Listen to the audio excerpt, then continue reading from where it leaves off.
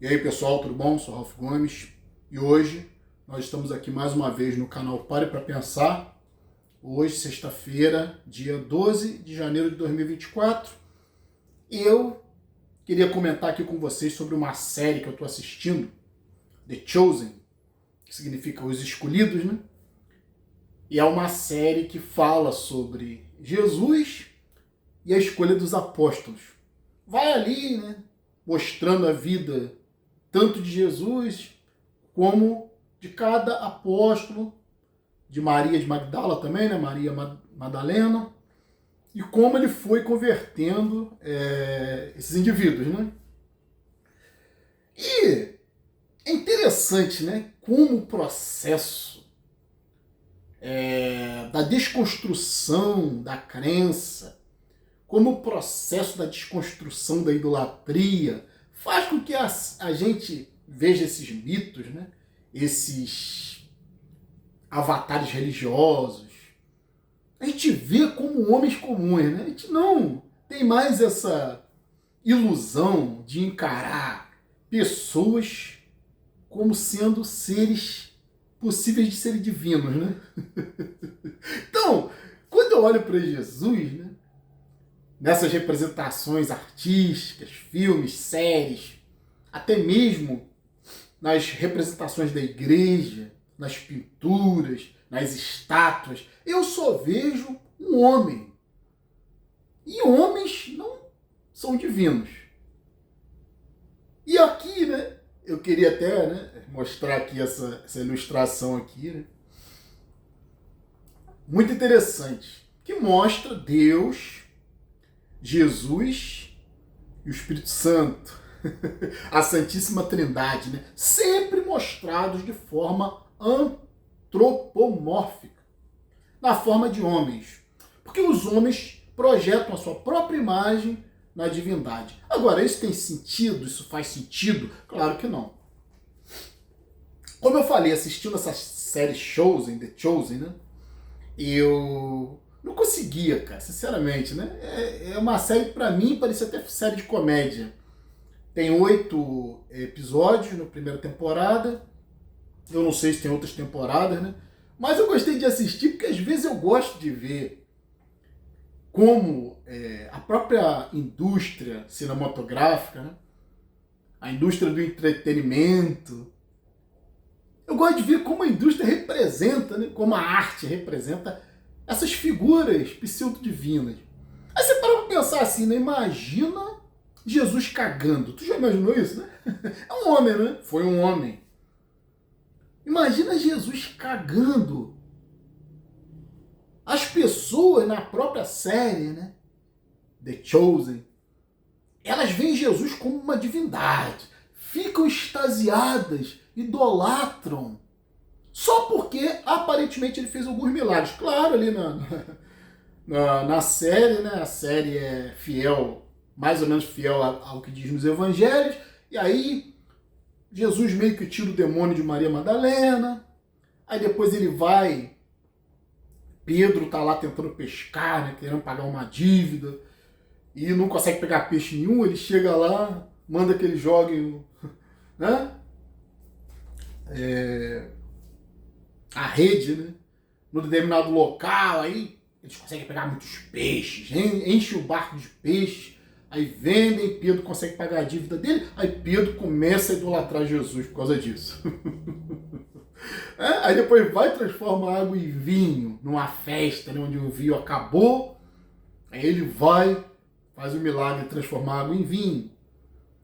Foi até onde eu ouvi da série, né? Claro, tem aquela situação de transformar reproduzir pães e peixes. Então, são claramente, né, milagres inconsistentes com a realidade, né? Porque milagre não existe, tudo depende de um processo.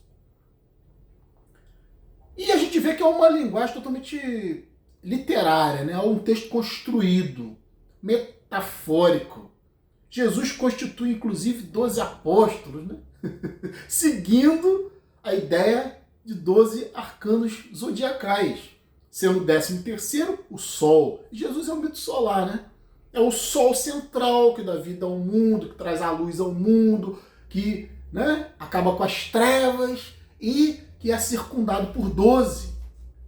Isso é a carta astral, né, mais antiga, a astrologia. Que eles só conheciam, né, os astros que eles viam e outros eles inventavam. Então, eles criaram 12 constelações, né? Aí tem a constelação de peixe, o signo de peixes, que é representado por Pedro, que é um pescador. Né? Tem Libra, que é uma balança, representada por Mateus, cobrador de impostos. Tem o Escorpião, que é venenoso, representado por Judas. Então, todos esses arcanos zodiacais eram representados por figuras que estavam em torno de Jesus, principalmente os 12 apóstolos. E aí, você vê que é um texto construído, tem também as 12 tribos de Israel, né? O número 12, ele é muito frequente na Bíblia. Tem a questão que no Armagedon, 144 mil farão julgamento. E a raiz quadrada de 144 é 12. Então, a gente vê que tem muita, né, astrologia na Bíblia. E não dá para encarar essas figuras míticas, em formato de homens, como uma realidade. É por isso que, depois que você chega no ateísmo, que o ateísmo ele é uma desconstrução de uma mentira que a religião prega até hoje, que existem homens santos, que existiu um Jesus santo e que Deus é um homem. E aí, né, eu construí essa figura aqui para mostrar que Deus nada mais é do que um macaco. Se você olhar, como eu falei, se você olhar que Jesus caga, que Jesus mija, naquela época eles teriam pego o cocô de Jesus e guardado porque ia curar as pessoas, né? Isso é materialismo, achar que tocar em alguém, a pessoa vai se curar, isso é uma ignorância. Isso é a questão do amuleto, né? Achar que alguma coisa, algum objeto físico pode ser sagrado, pode te proteger. A religião católica usa muito isso, né? Amuletos, estátuas de santos, cordões, penduricalhos. Tudo para convencer o cara de que ele está protegido, né? O evangélico usa a Bíblia, deixa a Bíblia aberta dentro do carro, deixa a Bíblia aberta em cima da mesa do trabalho. Tudo materialista. A maioria desses aí são hipócritas, são corruptos. Sabe? A sua proteção depende de você. A sua bênção depende das suas atitudes, não de um falso presente de Deus. Sabe? As melhores famílias estão morrendo aí, as melhores pessoas estão morrendo, as melhores famílias cristãs estão sofrendo com desgraças, catástrofes, doenças. Quando tem que acontecer, acontece. Com justos e injustos. A chuva cai sobre justos e injustos, né? Então, essa visão materialista da religião, de ver Jesus, de ver Deus, de ver a divindade como um macaco primitivo, porque como eu falei aqui, ó, se você pensar em Deus como uma figura humana, você vai pensar em Deus como um macaco primitivo. Para que Deus precisa de caixa torácica? A caixa torácica é para proteger o coração, os pulmões, órgãos vitais, né? Para que Deus precisa de crânio, né? As pessoas só olham por fora, né? Para que Deus precisa de crânio? Crânio, né? É para proteger o cérebro. Deus precisa de cérebro, é isso? Deus tem cérebro? A própria pele, cara. Olha, a pele, ela é a proteção do corpo, ela nos isola do ambiente. O maior órgão do corpo humano é a pele. Deus precisa de pele? Jesus precisa de pele? Entende, cara? Que coisa. Maria, uma menstruada que a igreja transformou numa santa. Uma mulher que, porra, tinha os irmãos de Jesus lá, teve um monte de filho, porra. Trepou pra caralho. Santa é o caralho. Uma mulher, se você olhar Maria, olhar Jesus, olhar Deus, você vai ver um crânio. Olhe, consiga, faça esse exercício de olhar além do alcance, além da visão superficial. O que tem por trás dessa carne aqui são ossos. E os ossos são para proteger o corpo, para dar estrutura, né? Deus precisa de olho, não é isso? Os olhos nos dão uma visão limitada da vida. Um dos nossos sentidos mais imperfeitos é a nossa visão. A gente só consegue enxergar para frente muito mal. A nossa visão periférica é muito deficiente e não conseguimos ver atrás. Temos que nos virar para poder ver o que está atrás. Isso é limitação. Deus tem limitação? Deus tem corpo? Deus tem mãos que são para pegar coisas? São para construir ferramentas? Também para se defender? Deus tem unhas para cavar, que originalmente são presas para cravar o chão? Ou para se defender, para arranhar? Para perfurar o outro? Deus tem pau? Deus é andrógeno, tem pau, tem buceta? O que Deus tem? Você já parou para pensar sobre isso? Então, esse é o problema das religiões. Idolatria pela figura humana. A maioria dos que são religiosos são incapazes de pensamento abstrato. Sabe o que é pensamento abstrato? É capaz de conceber coisas fora da matéria. Conceber coisas fora do aspecto superficial e simbólico. Compreender, tirar a coberta, né? Descobrir, interpretar o símbolo. Pessoas com doença mental têm dificuldade de interpretação. Pessoas com doença mental têm dificuldade de abstração, de compreender coisas que estão além dos aspectos superficiais. Isso é uma característica de debilidade mental e é uma característica que está no religioso, que só consegue ver Deus assim. Sabe, você pensar, né, num princípio inteligente, no cosmos, impessoal, aí você está indo para um aspecto abstrato, né? Impessoal, ou uma organização de seres que criaram esse universo aqui. Nada disso tem a ver com um conceito religioso. Nada disso tem a ver com divindade. Divindade é um aspecto da religião, da idolatria, que gera devoção, que gera, né, sentimento religioso. Sentimento religioso tem nada a ver, né, com aspecto de investigação, com aspecto científico. Tem a ver com fé, tem a ver com crença cega, tem a ver com o que você deseja, tem a ver com autoajuda, tem a ver com conforto psicológico, consolo psicológico. Ciência não é isso. Ciência é ter visão.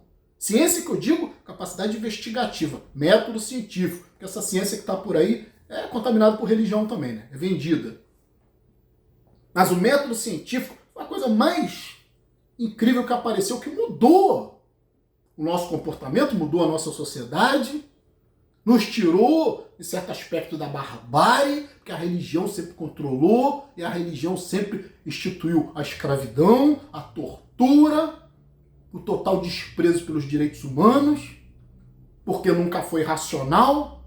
A racionalidade só passou a existir quando a ciência se desenvolveu, né? O método científico. E aí se afastou, né? Essa porra de religião da política. E agora tá voltando de novo, né? Se afastou a porra da religião dos assuntos sérios. Se afastou a porra da religião dos assuntos de Estado. Se afastou a porra da religião da ciência. Olha, agora tá sendo contaminada de novo, né? Cheio de cientista cristão, cheio de gente aí que sai do laboratório e vai para a igreja. Incrível, né? E nós estamos aqui para dar uma visão diferente. Isso aqui é incompatível com qualquer sanidade. Isso aqui são representações simbólicas. Que tem a ver com a trindade, que tem a ver com a construção dessa realidade tridimensional através do pau, da buceta, né? Pau, buceta, masculino e feminino, que se unem e formam um terceiro elemento, que é o filho, que é o sacrificado, né? Que é representado por Jesus, né? Que na historinha é sacrificado na cruz. Masculino, feminino. Cruzamento. Sexo. Triângulo, né? Pai, Filho, Espírito Santo. Pau, buceta e o filho, que é o elemento que nasce dessa união desses dois. O masculino penetra o feminino e sai uma vida, né? Isso que é a vida na Terra, isso que é a construção da Matrix, isso que é a construção do universo tridimensional, material. E as pessoas que têm visão materialista são, em sua maioria, religiosas. As pessoas acham que ser religioso é ser espiritualista. Ai, o cara tem espiritualidade. Porra nenhuma, não existe nada mais materialista do que a espiritualidade. Porque a espiritualidade remete à religiosidade. E religiosidade remete à crença num Deus, à devoção por anjos, por santos. Que a gente aqui, né, mostra, mata a cobra e mostra o pau, né? A gente aqui demonstra que isso aqui é uma mentira, pô. Isso aqui é um símbolo que esconde, né? Uma verdade, que é você é manipulado por isso aqui. Você é manipulado por essa Santíssima Trindade sexual, de cruzamento entre macho, fêmea, para ter um terceiro elemento, que é chamado de filho. Que o que surge do sacrifício, né?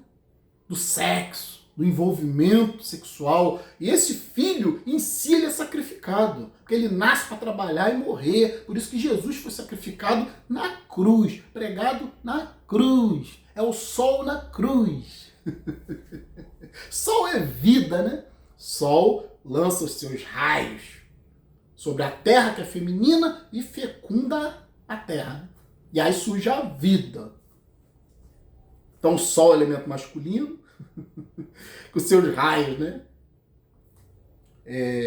Que vem em linha reta, como um pênis, penetram a terra que é feminina, fecundam a terra, e daí surgem as plantas, surge a vida. Da mesma forma, homem se une com mulher para ter vida, para criar todo esse universo tridimensional de sacrifício. O inferno é isso aqui, né? Natureza material, que as pessoas projetam os seus aspectos físicos na divindade.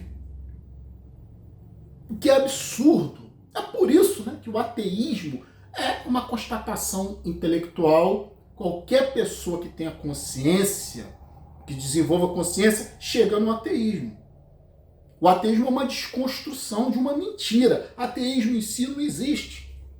Ateísmo em si é algo que teve que ser, né? Tem que se usar essa palavra, porque essa palavra significa desconstruir uma mentira chamada Teos, Trindade, né? Deus, ou deuses, né? Esse monoteísmo é falso. Está representado aqui o monoteísmo judaico-cristão, né? Não tem monoteísmo coisa nenhuma. É representado por Pai, Filho, Espírito Santo e miríades de anjos. Inclusive o próprio diabo faz parte, né? Da divindade. Seres divinos, né? Que não passam de projeções humanas. O que é o diabo se não o próprio ser humano? É o ser humano que mata o ser humano, é o ser humano que escraviza o ser humano, é o ser humano que estupra, que rouba, que sequestra, que abusa, que taca fogo, que é cruel. Não existe diabo, né? Também não existe Deus. O que existe é o ser humano. Como costumo dizer, não existe Deus, mas o homem de Deus está bem vivo. Né? Não existe diabo, mas os seres diabólicos, o ser humano com sua mente diabólica, esse sim está muito bem vivo. E a gente tem que tomar muito cuidado. Né? Então isso aqui, né? Está provado, demonstrado pelo canal Ralph Gomes, que é uma mentira. Né? E é sexo. Todos que buscam religião estão envolvidos por uma atmosfera sexual de idolatria por homens.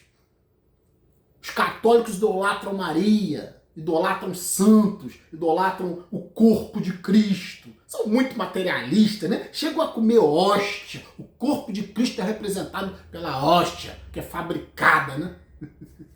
Lá pelas freiras. Nessa grande mentira, nessa grande ritualística católica que não passa de uma enganação. Não passa de uma liturgia, né? Um ritual para colocar uma mentira na cabeça do indivíduo, que já é besta mesmo, né? Que já tem algum tipo de debilidade mental. Porque um cara para chegar numa igreja e ficar idolatrando seres de carne e osso como se fossem divinos, né? Isso tem algum problema, né? Indivíduo desse tem algum problema. É a grande maioria da população que acredita nisso aqui, né? Um Deus de carne e osso. Que a gente sabe muito bem que a necessidade da natureza gera as formas, né? Então, nós não temos essa constituição física aqui à toa. Nós temos essa constituição física por causa da necessidade, né? De ter braços, né? Para, sei lá, se defender, mãos para construir ferramentas, para pegar as coisas, olhos para ver, né? Ouvidos para ouvir, nariz para cheirar, boca para se alimentar, ânus para defecar, pau para cruzar, buceta para cruzar. Os outros aí usam até o cu, né? Pra cruzar também, né? Que é antinatural, né? Usa o buraco de saída como buraco de entrada, pô.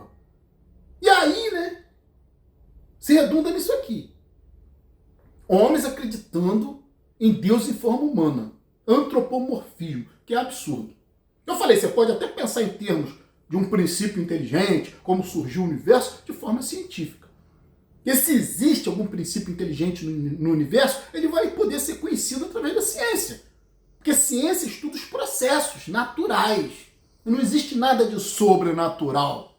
O sobrenatural é só o natural cujas causas não se conhecem. Então, se existe algum princípio que criou o cosmos, alguma organização inteligente, ele pode ser conhecido através da ciência. Não vai precisar ter idolatria. Você não idolatra o que você conhece, o processo. Né? Você só idolatra o que está lá longe, não o que você não conhece, o que você tem fé. Por causa dos seus interesses também, né? Investigação científica não pode ter interesse pessoal. Você vai ter que estar pronto para aceitar qualquer realidade, mesmo que seja contra os seus interesses. É uma frase que diz, né? Uma pergunta filosófica que eu acho muito importante, né? O que você prefere? Você prefere ser feliz ou ter razão? Uma vez eu ouvi esse questionamento, né? Claro que o filósofo não vai ter nem dúvida da resposta.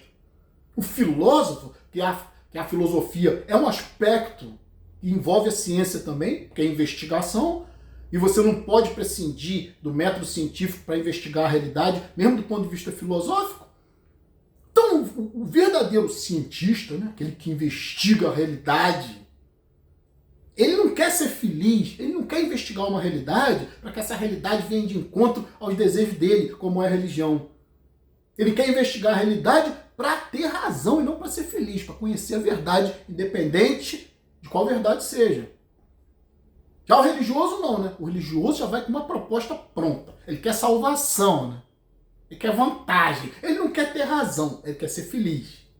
Verdadeiro filósofo tem essa resposta na ponta da língua. Quando eu ouvi essa pergunta, eu não pensei duas vezes. Eu não quero felicidade, eu quero ter razão. Eu quero conhecer. Né? E o religioso, com certeza, ele vai dizer, eu prefiro não ter razão, eu prefiro ser feliz.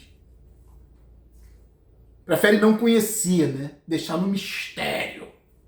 Deixar que Deus resolva todos os seus problemas. E a diferença entre um ateu, ou seja, aquele que desconstruiu essa mentira, que quando você conhece uma verdade, não tem como voltar atrás. Não existe ex-ateu. Sinto muito. O que existe é o cara que nunca foi ateu. Sempre foi emocional. Sempre foi um cagão, um medroso de conhecer a realidade. E aí ele joga a realidade para baixo do tapete, né? É aquela aposta de Pascal, né? É melhor acreditar, né? Vai que existe. É esse que é o religioso. É esse que é o que se diz ex-ateu. Qualquer um que se diga ex-ateu nunca foi ateu. Coração nunca saiu, como dizem, né? Saiu da igreja, mas a igreja não saiu do coraçãozinho. Então, né, vai pela aposta de Pascal.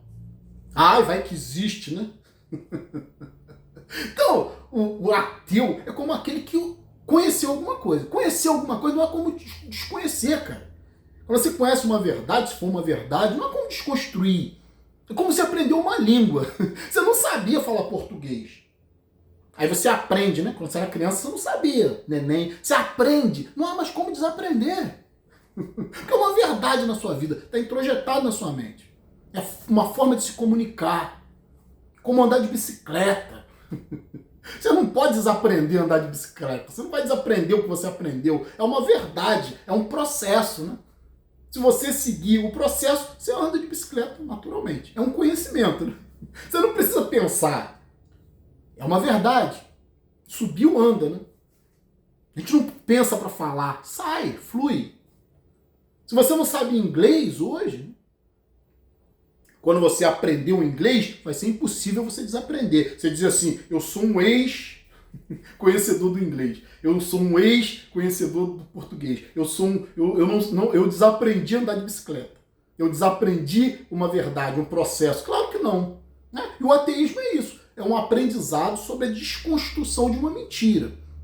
É um processo intelectual. Não há como você se desfazer disso. Se você diz que você é ex-ateu, como tem muitos por aí, né? Que por interesses largaram, né?